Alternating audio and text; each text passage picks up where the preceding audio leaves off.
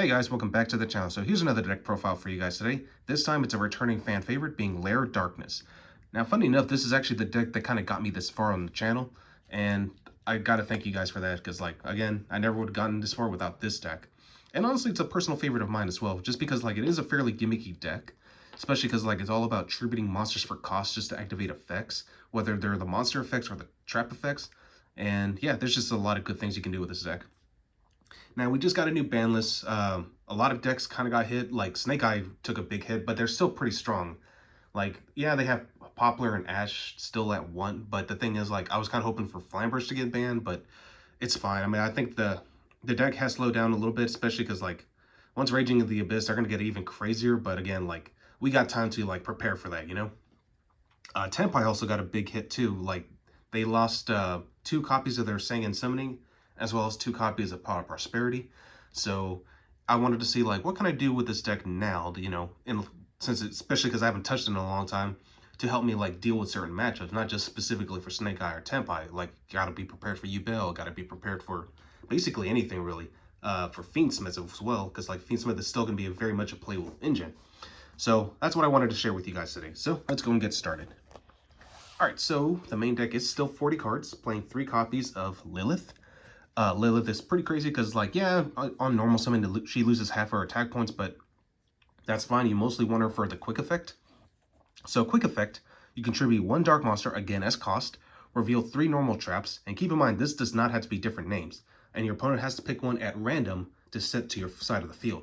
So you can basically just, reveal 3 copies of Infinite Imperm and just set it to your side of the field, literally for free, so... And if you have Lair of Darkness out, you can distribute one of your opponent's monsters instead, so... And that's one of the gimmicks about this deck. Next up, 3 copies of Arima.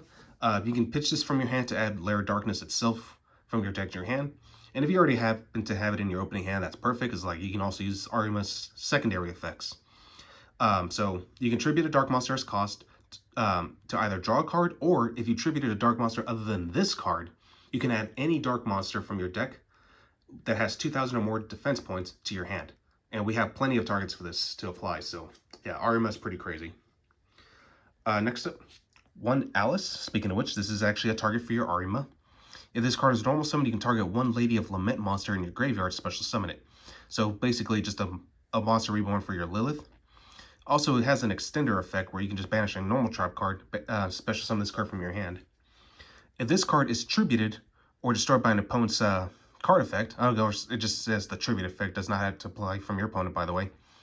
You can add 1 Fiend monster whose combined attack and defense points equal 2,000. So Lilith is a target, and of course our other target is going to be Loris, Lady of Lament. Kind of sucks that Arima doesn't have any defense points. It's just 1,700 direct, but I mean, it's whatever.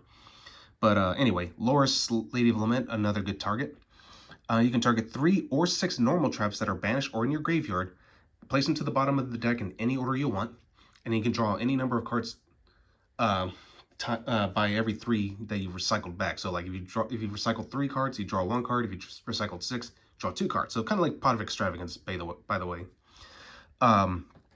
Also, if another monster is tributed, or if a normal trap is sent to the graveyard by an opponent's card effect, you can target 1 normal trap in your graveyard, set it to your side of the field. So definitely a great way just to recover your resources. So Loris does have a lot of good application.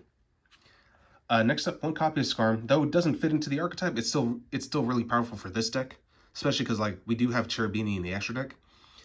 You mostly just use it to dump Skarm, and then Skarm effect during the end phase, you can add any 1 level 3 Dark Fiend monster. So Lilith, Alice, and Loris are all viable targets. It sucks that Arima is a level 4, but again, can't be that broken, so it is what it is. But again, Skarm's got a lot of good utility. For my big boys, playing 1 copy of Darkest Diablosis, it's searchable off of Arima's effect. And then if a dark monster you control is tributed, you can, while this card is either in your hand or your graveyard, you can just special summon it. Can't be targeted by your opponent, it cannot be tributed by your opponent, so no kaijus.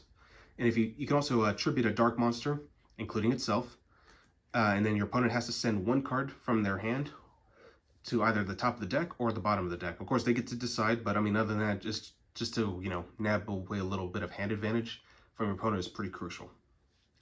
I am running a small Labyrinth package, 1 Lady Labyrinth, as well as Lovely Labyrinth.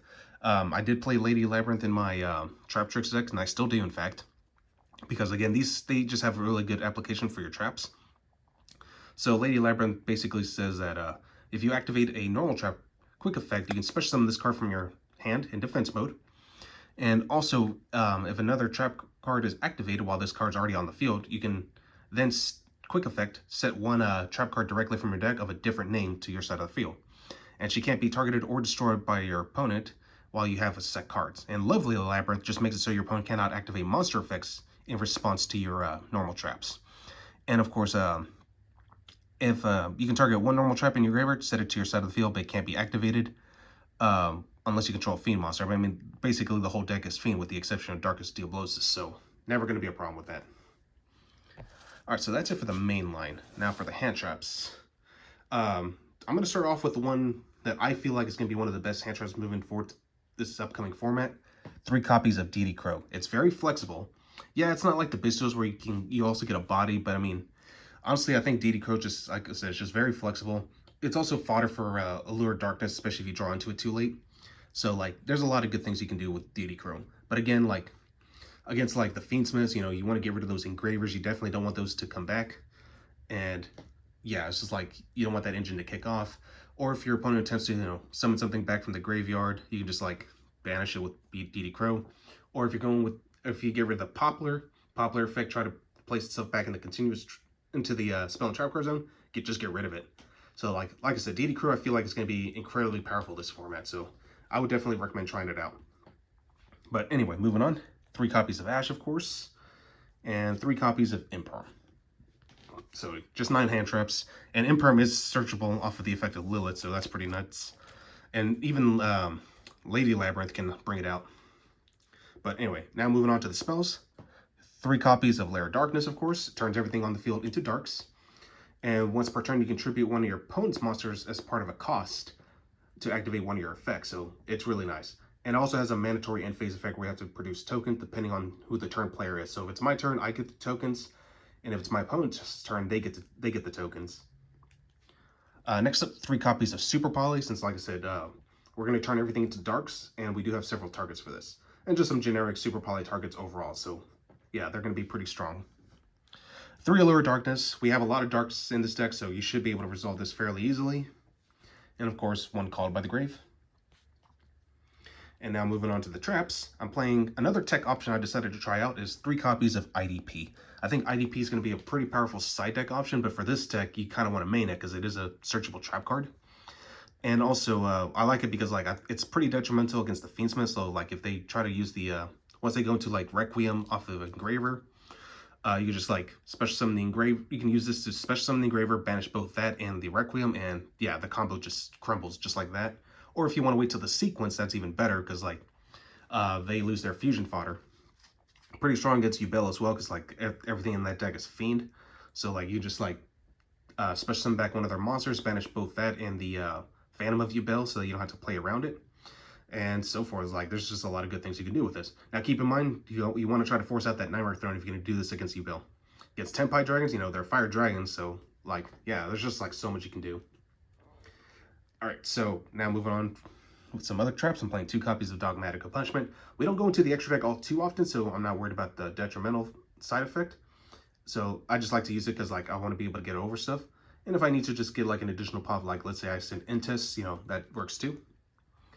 Another good card is 2 copies of Ballista Squad. Tribute a monster and then target 1 card your opponent controls and pop it. And if Lair's out, you could basically tribute one of their monsters as cost and pop yet another card. So it's basically a 1 for 2. So that's pretty crazy. And keep in mind, when they say tribute for cost, so like if you're especially if it's a monster that has like some form of negate, they can't really respond to it because again, you're tributing that monster as cost. They're going to leave the field before they even have that window of opportunity to activate. So like with Lilith, for example, if you tribute, let's say a Phantom of Yubel, Phantom of Yubel cannot respond because again, it's going to be off the field before we could even do anything with it.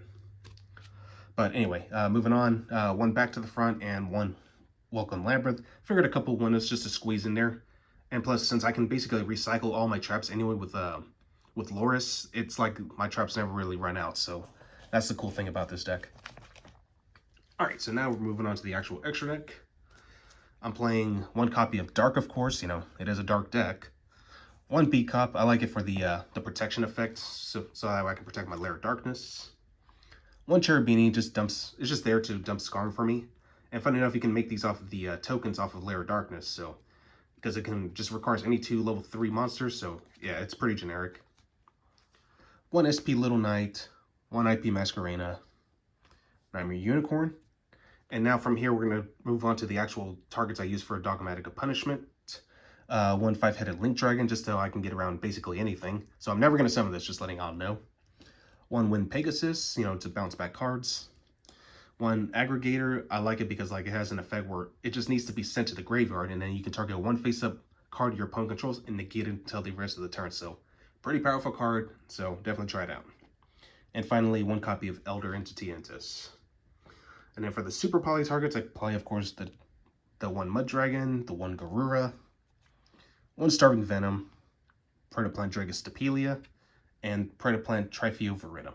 So all powerful cards in their own right. So definitely give them a go. All right, now for the sideboard, or side deck. I'm sorry. I'm playing 3 copies of Ghost Sister simply because I don't have the Mulcharmy monster, and there's going to be a new one coming out, so I definitely want to get me a playset of that. But this one works too because it helps you win through time. I know people were gunning for this to get banned, but I mean, it's fine. I mean, we have Mulcharmies. We can definitely have this. Next, 3 copies of DD Crow. I was considering maining this, but again, I don't want to have two little dark monsters. So that way, you know, my Allure Darkness doesn't backfire, so that's the whole reason I'm siding it. I'm also playing the Bestial package on the side, so 1 Magnamut, 1 Druis, and 1 Baldrake. It was going to be 2 Druis at first, but I decided I was like, you know what, let's go Baldrake because like it tributes one of my dark monsters. So like, why not, right? Next up, playing 3 copies of Eradicator. Pretty strong against the Branded as well as the Voiceless Voice matchup, especially because they're very spell reliant. And if you're up against like a Labyrinth deck, you know, just called Traps. So yeah, Eradicator comes up quite a bit. And finally, 3 copies of D-Bear, another good card against the Yubel, the Tenpai Dragons, even the Voiceless Voice, because you know the rituals, so don't want them to kick off. So yeah, it gets pretty nasty once either one of these resolves. But anyway, I hope you guys enjoyed this, and I will catch you guys again next time.